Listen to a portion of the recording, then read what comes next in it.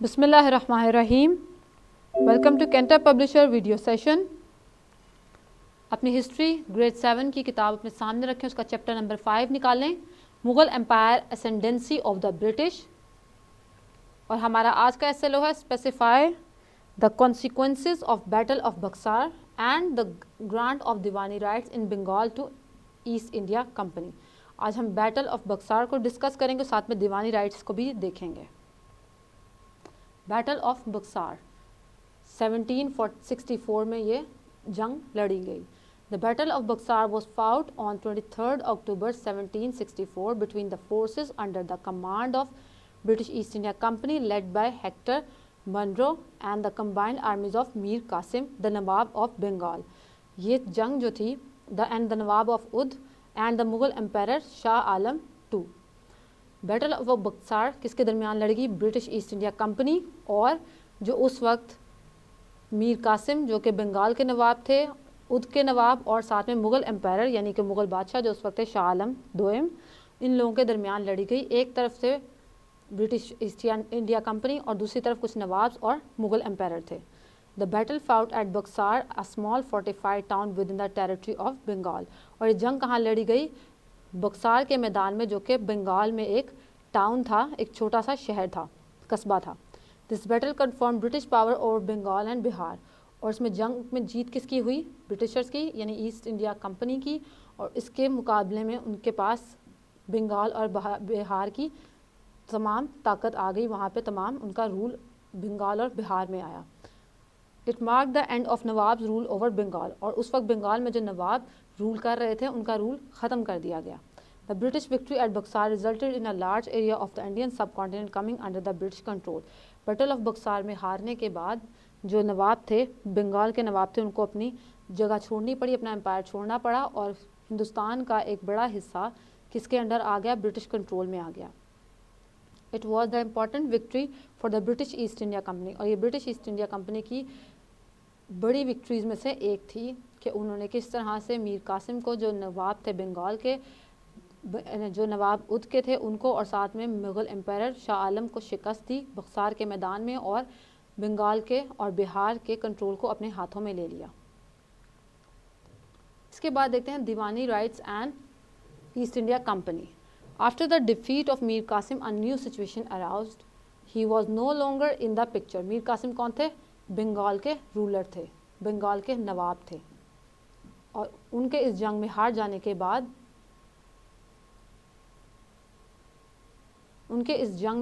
के बाद बंगाल का रूल किसके पास आया? ईस्ट इंडिया कंपनी के पास। और बंगाल उस वक्त बहुत बड़ा इलाका था।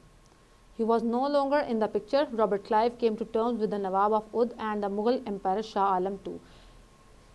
जो बंगाल के नवाब थे मीर कासिम, उनको तो बिल्कुल उनसे ले लिया गया, लेकिन उसके साथ जो नवाब थे उद के और साथ में मुग़ल एम्पायर उस वक्त शाह आलम दोयम थे, उनके साथ भी कुछ टर्म्स एंड कंडीशन सेट की गई, रॉबर्ट क्लाइव ने की। Clive agree to hand over Kara and Allahabad to him and in return of Shah Alam two granted the Diwani rights of Bengal, Bihar and Orissa to English east India Company on an annual payment of 26 lakh of rupees. Robert Clive इस शर्त पे माना कि उसने कारा और इलाहाबाद का इलाका किसको वापस कर दिया? शाह आलम दोयम को, जो उस टाइम मुग़ल एम्पायर थे शाह आलम, उनको वापस कर दिया। लेकिन किस शर्त पर? कि दीवानी राइट्स उनको दिए जाएं। कहाँ के?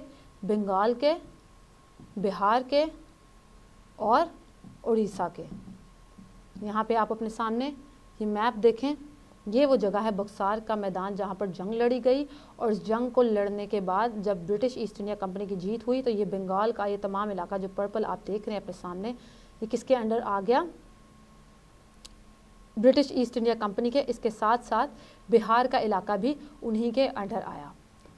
और इसके बाद एक टर्म्स एंड कंडीशन के साथ कुछ एग्रीमेंट शाह आलम के दरमियान और ब्रिटिश ईस्ट इंडिया कंपनी के दरमियान सेट हुआ। और उस आप कहें कॉन्ट्रैक्ट के मुताबिक बंगाल का इलाका, उद का इलाका और उड़ीसा का इलाका, ये देखें आपके सामने ये उड़ीसा का जो इलाका है, ये तमाम किसके अंडर आ गया? ईस्ट इंडिया कंपनी के अंडर। और ईस्ट इंडिया कंपनी ने इस टर्म एंड कंडीशन पे उनको दिया कि कारा का इलाका और इलाहाबाद का इलाका भी शाह आलम को वापस कर दिया जाए और शाह आलम को सालाना 26 लाख रुपए भी ईस्ट इंडिया कंपनी पे करेगी। The grant of Diwani rights mean the English east India company would collect the revenue of Bengal, Bihar and Orissa.